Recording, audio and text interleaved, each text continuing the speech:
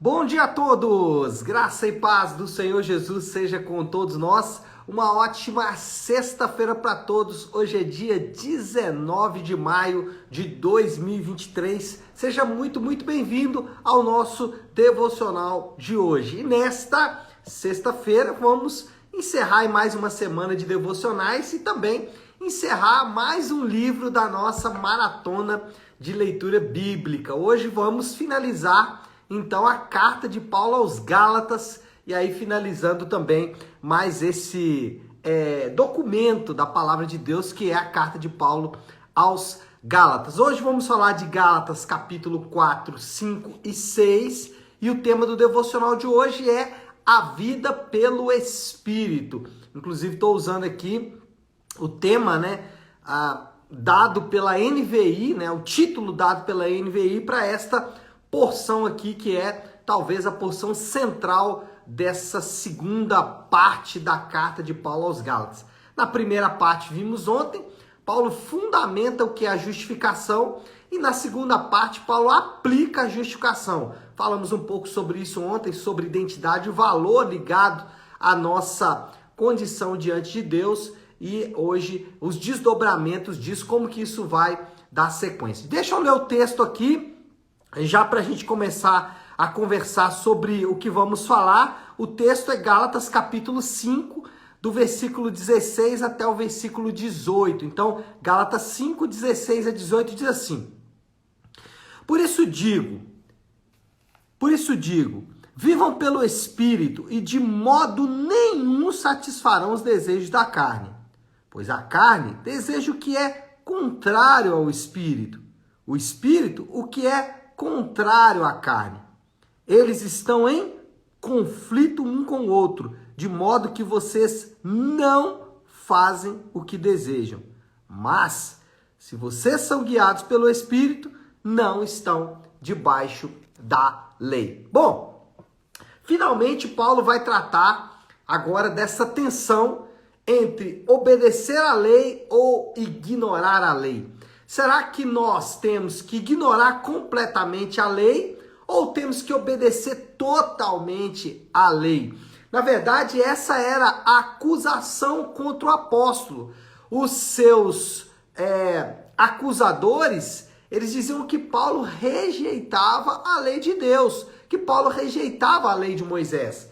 E Paulo disse, não faço isso. Eu rejeito a lei como sistema de salvação, é o que Paulo vai argumentar. E aqui, Paulo vai dar um exemplo de como ele não ignorava a lei. Na verdade, ele vai argumentar que os crentes, eles são cheios do Espírito Santo. E como cheios do Espírito Santo, eles podem, por exemplo, em primeiro lugar, serem capacitados a obedecer à vontade de Deus. E esse é o primeiro argumento de Paulo. Paulo vai dizer o seguinte, nós não ignoramos a lei, pelo contrário, nós obedecemos a lei. Aliás, os crentes cheios do Espírito Santo são capacitados a obedecer à vontade de Deus. Olha o que ele disse aí já no versículo 16, ele fala assim, vivam pelo Espírito e de modo nenhum satisfarão os desejos da carne. Aqui é interessante perceber como Paulo é sutil em fazer uma mudança aqui. Ele não vai tratar apenas de atos de pecado, não vai tratar apenas de ações de pecado, ainda que abaixo aqui ele vai citar várias ações de pecado, mas Paulo vai um pouco mais a fundo. Paulo vai na essência dos atos de pecado, que é rebeldia contra Deus. Então, quando a gente fala que os crentes vivem no Espírito e eles não mais vão cumprir os desejos da carne, não mais vão satisfazer os desejos da carne, Paulo não está falando apenas de atos de pecado. Por exemplo, Paulo está citando a agenda de Deus. O crente, cheio do Espírito Santo, é capaz de estar debaixo e sujeito ao tempo e à vontade de Deus. Ao tempo de Deus, como Deus, ao momento em que Deus vai fazer as coisas ou não. Então, o crente cheio do Espírito Santo, ele mantém uma relação estreita com a agenda de Deus. Mas não só isso, ele também mantém uma relação estreita com os propósitos de Deus. ele sabe esperar o tempo de Deus, mas ele também sabe compreender os propósitos de Deus. Ele sabe que Deus tem propósito em todas as coisas, inclusive nas coisas difíceis que ele tem que enfrentar. Então, o crente, ele é capacitado pelo Espírito Santo para, em meio a dores, angústias e aflições, ele entender que Deus tem os seus propósitos. E mais, que Deus também tem os seus métodos ou a sua vontade. Então, muito mais do que questões de atos de pecado, muito mais do que ações de pecado, Paulo está tratando das intenções do coração. Então o crente é capacitado para se manter na agenda de Deus, nos propósitos de Deus e nos métodos de Deus. Ele sabe que Deus está trabalhando na sua santificação.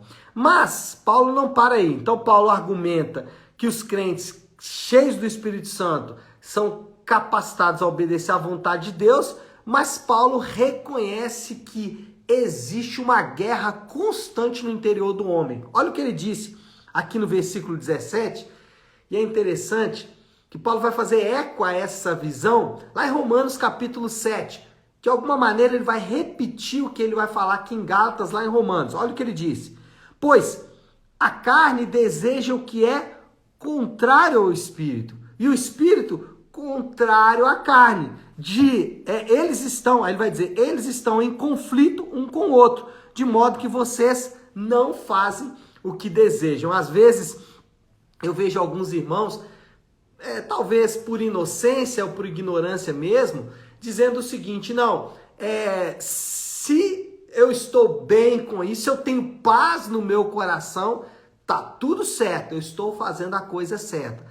Mas Paulo vai dizer aqui que é o contrário. Paulo descortina uma realidade muito brutal. Paulo diz: estamos em guerra. E a guerra espiritual que nós enfrentamos é essa guerra aqui. A guerra espiritual que nós passamos é essa guerra. A guerra que nós enfrentamos de querer obedecer e agradar ao Senhor, ainda que capacitados para isso, mas por outro lado a nossa carne puxando e querendo nos levar para um outro lugar. Então, essa guerra constante, essa guerra espiritual real, não uma guerra fictícia aí contra apenas seres espirituais, demônios, óbvio que existe essas coisas, mas o ponto aqui é que Paulo trabalha uma realidade muito mais empírica. A gente experimenta isso, essa dicotomia que vivemos às vezes de querer fazer algo, mas saber que aquilo não agrada ao Senhor, que aquilo não é a vontade de Deus, não está dentro do método, do propósito, da agenda de Deus, e aí a gente precisa recuar. Isso acontece, por exemplo, quando nós enfrentamos uma luta, uma dificuldade. Quando fazemos isso, nós temos uma tendência natural a achar que o que vai nos tranquilizar é aderir às coisas da carne, e Paulo está dizendo aqui, isso não vai acontecer. Bom, para tentar amenizar o poder dessa guerra, nós temos duas coisas que podemos fazer. Uma é mortificar a carne. O que seria mortificar a carne? É você realmente trazer sujeito às suas vontades, bem na rédea bem curta. Então, mortificar a carne é, uma vez que você foi iluminado pelo Espírito Santo e sabe que tal ação, atitude, sentimento está contrária à vontade de Deus, você então vai abandonar aquilo. Chama mortificar a carne. Mas não só isso, não adianta mortificar a carne, você precisa também vivificar o espírito.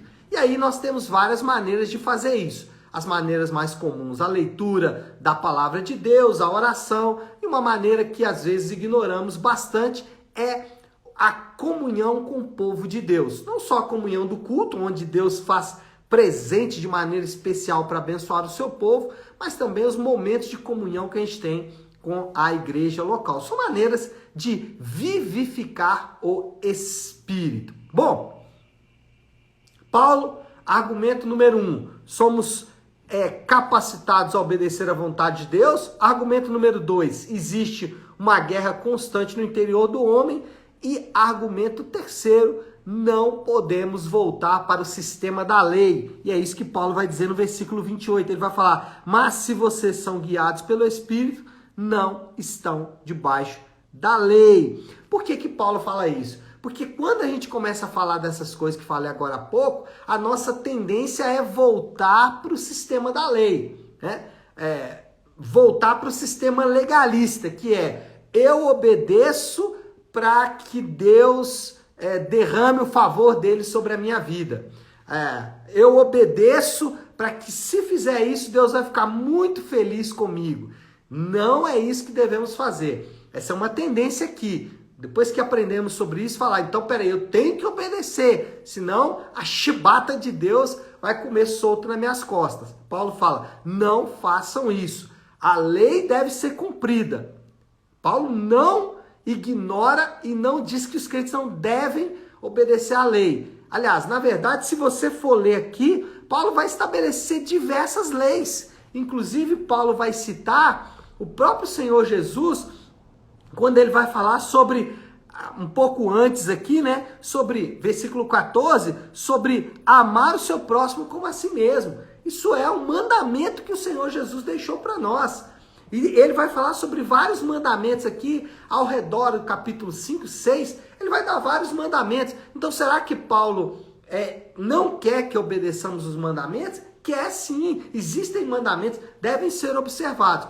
Porém, não para obter o favor de Deus, mas sim para, como gratidão, como forma de gratidão a tudo que o Senhor fez por nós.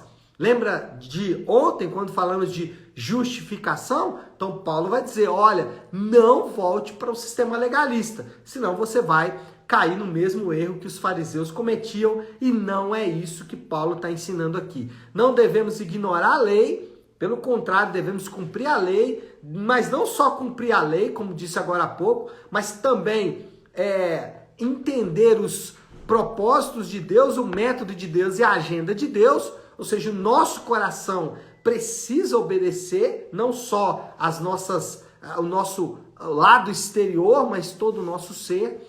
E aí Paulo finalmente argumenta então que isso não pode virar um sistema legalista, ou seja, eu cumpro para que Deus não me puna severamente. Bom, moral da história, a presença do Espírito Santo na vida do crente os habilita e direciona para viver a vontade de Deus. Então, é isso. A presença do Espírito Santo na nossa vida vai nos direcionar e nos habilitar a viver a vontade de Deus.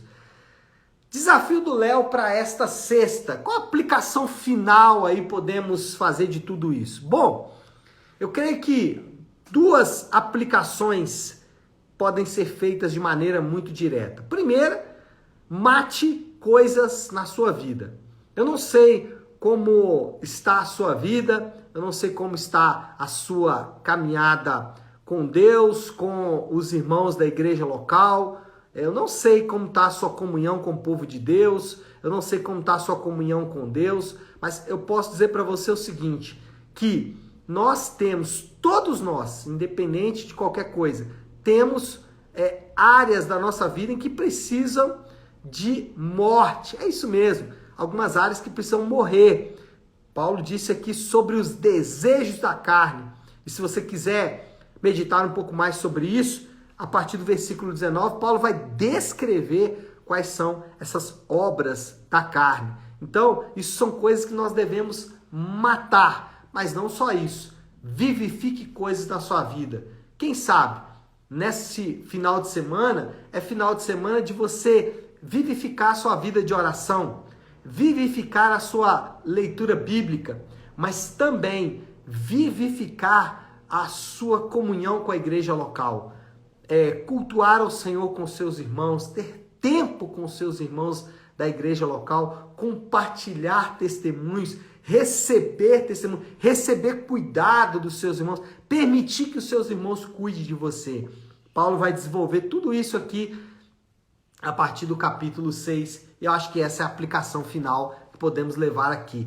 Vivifique coisas na sua vida. Mate algumas coisas, mas vivifique outras que podem estar mortas, e o Senhor quer trazer vida nesta manhã sobre a sua própria vida. Tá certo, meu povo? Vamos orar, vamos colocar isso aí diante de Deus. Se você puder, então, pare aí um instante o que está fazendo e vamos juntos buscar a Deus em oração. Pai nosso que estás nos céus, santificado seja o teu nome. Venha o teu reino, seja feita a tua vontade, assim na terra como no céu. Dá-nos hoje o nosso pão de cada dia. Perdoa as nossas dívidas, assim como perdoamos aos nossos devedores. E não nos deixes cair em tentação, mas livra-nos do mal, porque teu é o reino, o poder e a glória para sempre. Amém. Amém, meu povo. Até esqueci de comentar, né? Sexta-feira eu gosto de encerrar com a oração que o Senhor nos ensinou, com a oração do Pai Nosso. Então é isso, pessoal. Nós vamos ficando por aqui. Que Deus te abençoe. Uma ótima, uma excelente sexta-feira para todos. Fiquem com Deus.